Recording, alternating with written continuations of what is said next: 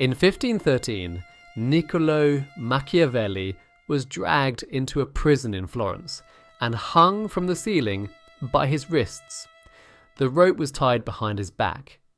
His arms were pulled upward until the shoulders separated from the socket. Then they dropped him, not to the floor, just far enough to feel the full weight of his own body tearing through the joints. They did this 4 times. They wanted a confession, evidence that he had conspired against the Medici family, proof that the man who had spent 14 years serving the Florentine Republic was a traitor. He said nothing, not because he was brave in the way people romanticize bravery, because he had already understood something about the nature of power that most people spend their entire lives failing to grasp. The moment you react, the moment you flinch, explain, beg, or break, you have handed the other person the only thing they actually needed from you, your interior. They released him weeks later, innocent by default, not by confession. He walked out of the Bargello prison with dislocated shoulders, and no career, and no city, and nothing left of the life he had built. He went to his farm at Sant'Andrea in Percusina, and he wrote The Prince. Not from triumph, not from comfort, from the specific clarity that only arrives when everything has been taken and you discover that observation, cold, precise, unsentimental observation, is the one faculty that cannot be tortured out of a man. You already know the people this video is about. You have been in rooms with them. They don't raise their voice. They don't rush to fill the silence. They don't explain themselves when questioned or defend themselves when accused. They watch, they wait, and somehow, without aggression, without volume, without any of the signals you were taught to associate with danger, they are the most formidable people present. You felt it before you understood it. This video is about why. You have been taught a lie about calm.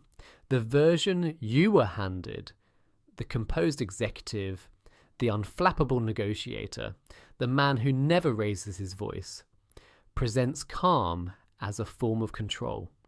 Something performed, something maintained through discipline and practice and the deliberate suppression of whatever is happening underneath. That is not calm. That is suppressed panic wearing a composed face, and the people in the room who matter can tell the difference immediately. Real calm is not the management of reaction. It is the absence of the need to react. And that absence only comes from one place, a complete and unsentimental clarity about what is actually happening versus what you wish were happening. Machiavelli called it the capacity to see things as they are, rather than as men wish them to be. Most people cannot do this, not because they lack intelligence, because seeing things clearly requires you to abandon the story you have been telling yourself about the situation, the story where you are the reasonable one, the story where the other person is the problem, the story where if you just explain yourself clearly enough, the outcome will be the one you need. Clarity requires you to drop all of it, to look at the room, the actual room, not the room you wish you were in, and assess it without the interference of what you want to be true. When Machiavelli was in the Bargello, the story that would have destroyed him was the one where his innocence should matter, where justice should function, where the truth, clearly stated, would produce a fair outcome. He dropped that story. He looked at what was actually true. They had the power. He did not. Confession would not save him. It would simply give them what they needed to act. Silence was not a moral stance.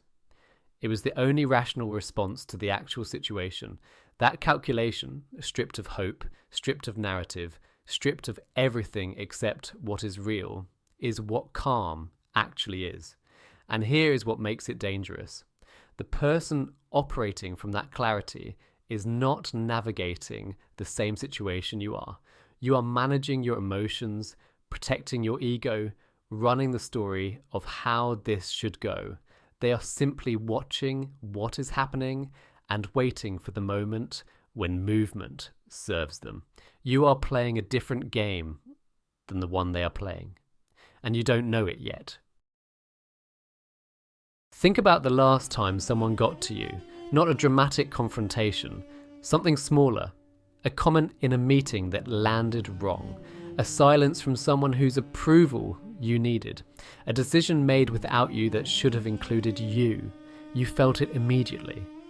The heat, the specific tightening that precedes either anger or the performance of not being angry, which costs even more than the anger itself. And then you did something. Maybe you responded too quickly. Maybe you defended a position you should have let stand without defense. Maybe you explained your reasoning to someone who had already decided and was watching you explain to see what it revealed. Whatever it was, in that moment, you handed them information. Not the information you thought you were giving them, not the content of what you said, the information underneath it, that this landed, that this mattered, that you could be moved. Machiavelli understood that in any dynamic involving power, and every dynamic involves power, the person who reveals what affects them has shown the other person exactly where to press. He wrote that men ought either to be well treated or crushed, because a man who has been slightly injured retains the capacity for revenge, but a man who has revealed his injury has lost something he cannot recover. The revelation is the wound, not the original act, the reaction to it. You have watched this happen in rooms you have been in. The person who responds too forcefully to a minor slight, and suddenly the room knows exactly what they are afraid of. The person who over-explains a decision under mild questioning, and the questioner now understands that the decision was not as solid as it appeared. The person who needs the last word in a conversation that should have ended 2 exchanges ago, and in needing it, demonstrates that they did not win the exchange they are trying to close. Every reaction is a disclosure.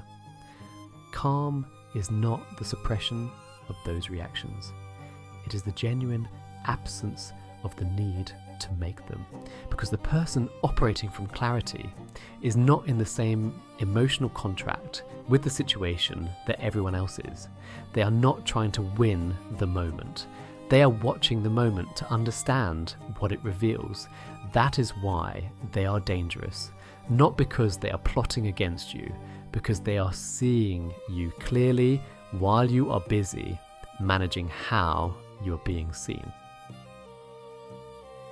There is a specific asymmetry in every room that most people never consciously identify.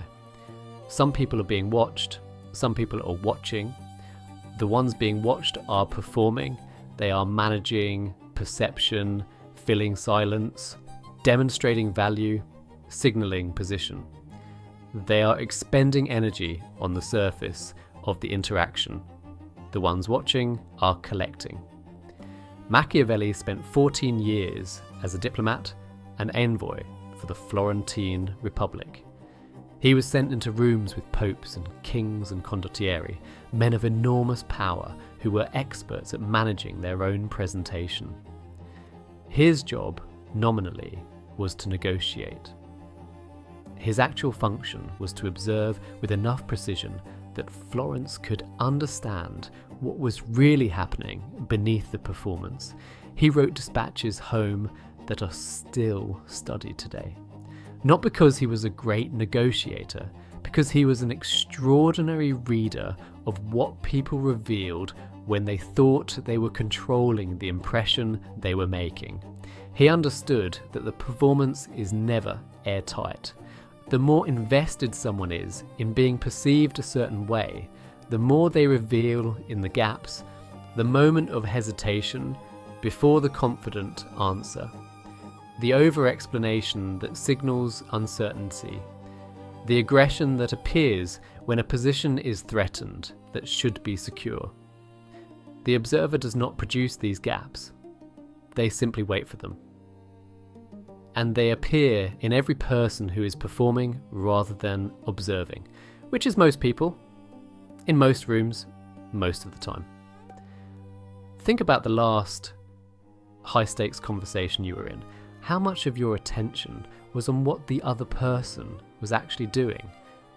Their specific word choices, the things they avoided, the moments where their delivery and their content didn't match, and how much of your attention was on yourself, on how you were coming across, on whether your position was landing, on what to say next.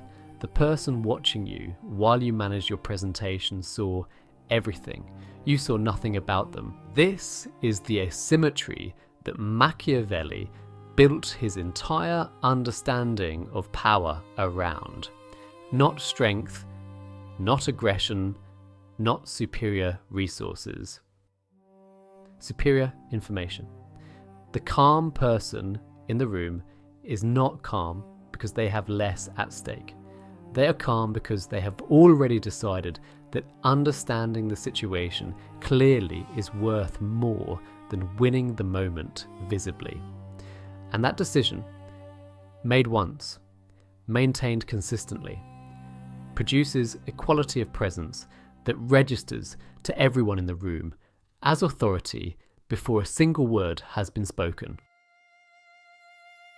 Here is what almost every discussion of Machiavelli gets wrong. The Prince is taught as a manual for the powerful, a cynical guide to the acquisition and maintenance of control, the document of a man who understood power from the inside and chose to codify it. That is not what it is. The Prince was written by a man who had just been destroyed. Machiavelli was 43 years old. His career was gone. The republic he had served for 14 years had collapsed. The Medici, the family that had ordered his torture, were back in power. He was banned from the palazzo and confined to Florentine territory. He had no income, no position, no influence. He wrote the prince as a letter of application. He was trying to make himself useful enough to the Medici that they might employ him. The man who had been hung from the ceiling by his wrists was writing a guide to power for the people who had ordered it, in the hope that demonstrating his understanding of their world would buy him a place in it. They never hired him.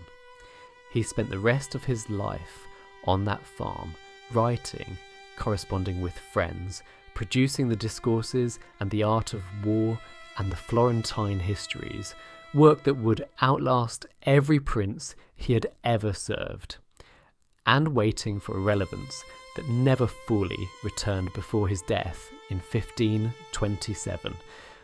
What this means for the argument is everything. The calm that runs through the prince is not the calm of a man who has power and knows how to keep it. It is the calm of a man who has lost everything and discovered on the other side of that loss that emotional investment in outcomes was the thing that made people predictable, manipulable, and ultimately destroyable. He had been destroyed, and in the wreckage, he had found something that could not be taken: the capacity to see clearly, the willingness to describe the world as it actually functions, rather than as men wish it would function.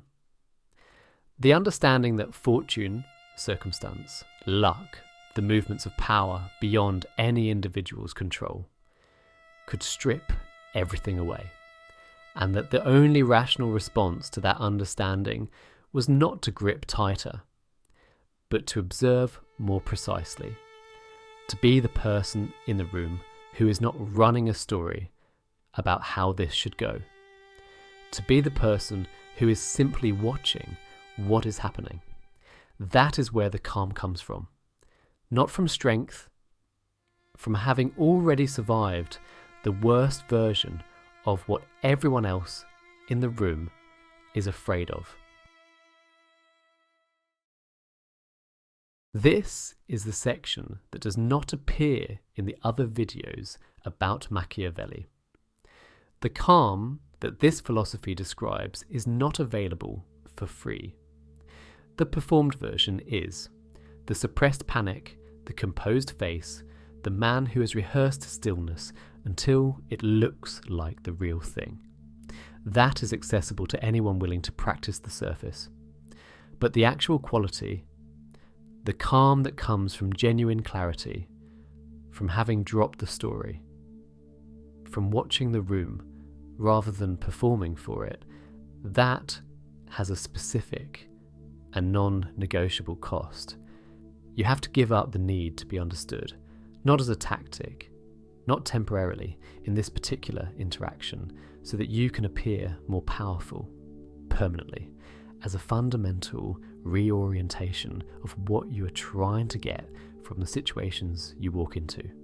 Most people enter every significant interaction with an invisible agenda underneath the visible one.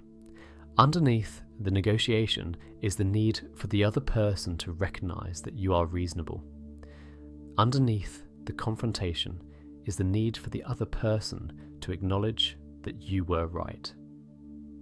Underneath the silence is the hope that they will eventually ask what you are thinking, and then understand it the way you need them to. The need to be understood is the leak.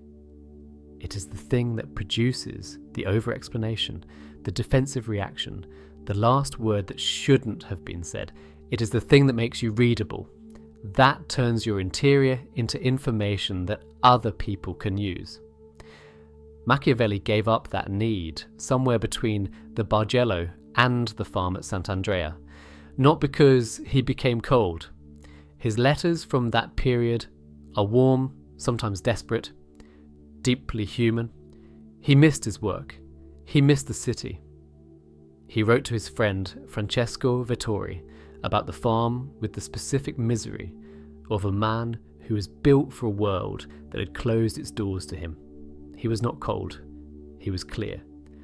And clarity, the genuine kind, requires you to accept that most people in most rooms will not understand what you are doing or why. That the game you are playing is not the game they can see, that the calm they are reading as confidence or coldness or arrogance is simply the absence of the performance they were expecting. You will be misread consistently by people who matter to you. That is the cost, not the dramatic cost, not exile, not the strappero, not the destroyed career. The daily cost, the accumulation of moments where you chose observation over reaction, clarity over the need to be understood, the long view over the visible win, and received nothing for it in the moment except the information itself. Machiavelli paid that cost for the last 15 years of his life. He died in 1527 at 58, largely unrewarded, still waiting for the relevance he had spent a decade trying to reclaim. The Prince was published 5 years after his death. It has not been out of print since. You already know which person you are in the room. You know whether you are watching or performing. You know whether the calm you present is genuine or maintained. You know the specific interactions where you handed someone your interior because the need to be understood became stronger than the capacity to simply observe. You have felt the version of this that cost you, the reaction that revealed more than you intended, the explanation that confirmed their suspicion rather than dissolving it. The moment you needed the last word and in taking it showed everyone present exactly what the exchange had done to you. Machiavelli is not asking you to become cold. He is asking you to consider the possibility that the story you are running about what this situation should be, about what you deserve, about what the other person needs to understand about your position, is the thing that makes you legible. And legible people are manageable people. The most dangerous person in the room is not the loudest, not the most aggressive, not the one with the most resources or the most allies or the most visibly dominant position. It is the one who has nothing to prove, who has already done the work of sitting with the worst version of what could happen, and found on the other side of it that clarity is the only thing that survives everything else. You cannot manufacture that. You can only arrive at it. The question is whether you are willing to pay what the arrival costs. Most people are not. They will stay in the performance. They will keep running the story. They will keep handing the room their interior and wondering why the room keeps using it. And the person watching from the corner, calm, unhurried, collecting everything, will let them.